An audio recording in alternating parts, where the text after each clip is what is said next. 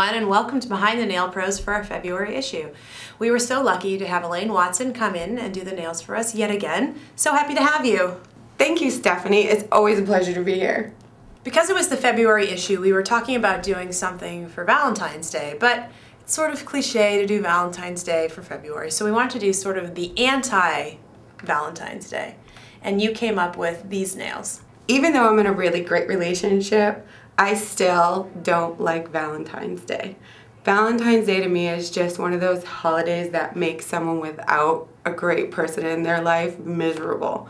So I thought for once it would be a good idea to make a cover or a set of nails that spoke to people who just are so done with Valentine's Day. Yeah, so these are our anti-Valentine's Day nails. Yeah, very dark and like gothy and hearts breaking and just not your typical lovey-dovey set of nails. Yeah, but still very glam. Oh yeah, I don't do anything but glam. So how did you begin with these nails? I started out by sculpting them. I never like to use tips on a cover. What the readers maybe don't know is that the more weight you put on a nail, the thicker it actually looks on a cover. So I sculpted all of the tips using black, purple, glitter purple, and a tinted monomer to make the backgrounds. And each nail had a different shape and design. And you really sculpted them very thin. In fact, there was almost a risk of one of them breaking. Didn't that happen? You know what? This is the first time ever in all the covers I've done where I actually broke a nail buffing it. So yeah, those nails are paper thin, and luckily I kept my cool, got that nail fixed, put it back on, and you'll never know which one it is. I noticed that after you sculpted the nails, you top coated them before you started applying everything else on top of them. Why did you do that?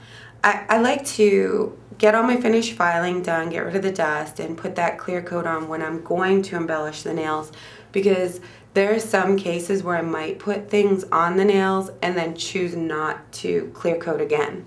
So you really want to make sure the nail is shiny before you apply anything. There's some cases like with rhinestones and things where I will put another coat of top coat and it's almost redundant. But in a time where I'm using things like the chain, it's best not to top coat after, otherwise you will have top coat in the links and it looks really just gummy and messy.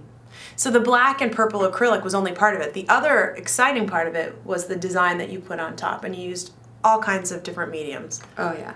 I visited one of my favorite bead stores that we have in Valencia, California, and actually took one of my friends from work, Erica, and she helped me pick out everything we could think of that would fit into this gothy Valentine's Day.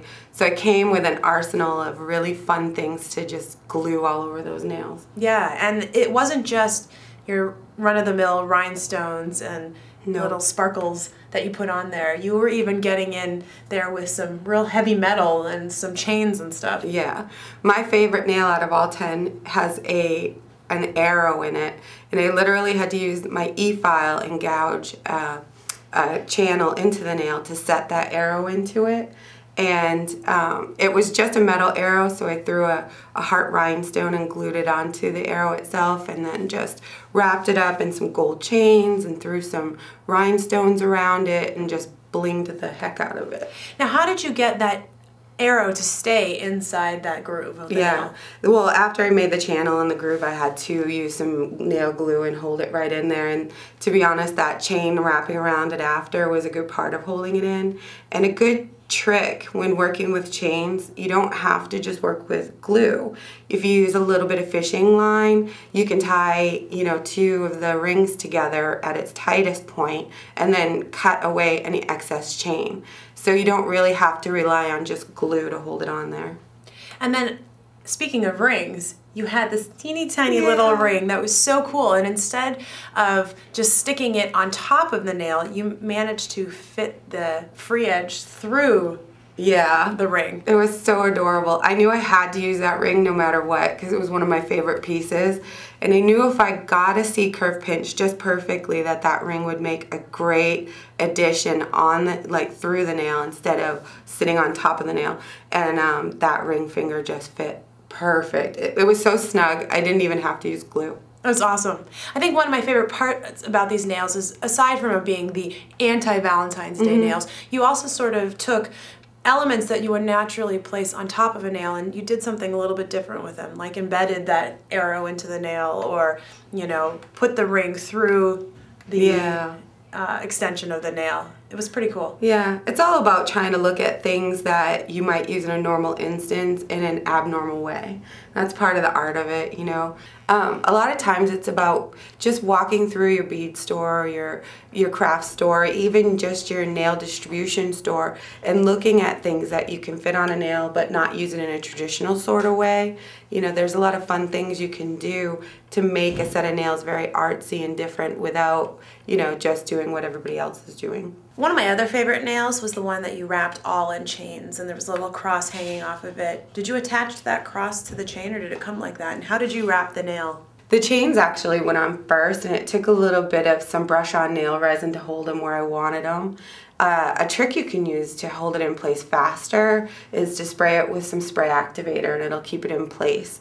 Once I got the chain where I wanted it, I tied the ends together and then started adding the elements to it. I glued the cross on there to make it look like it was part of a necklace, and threw that little signature red heart in there that can be found on a few of the nails, just to remind everybody that it's still, you know, February Valentine's Day cover.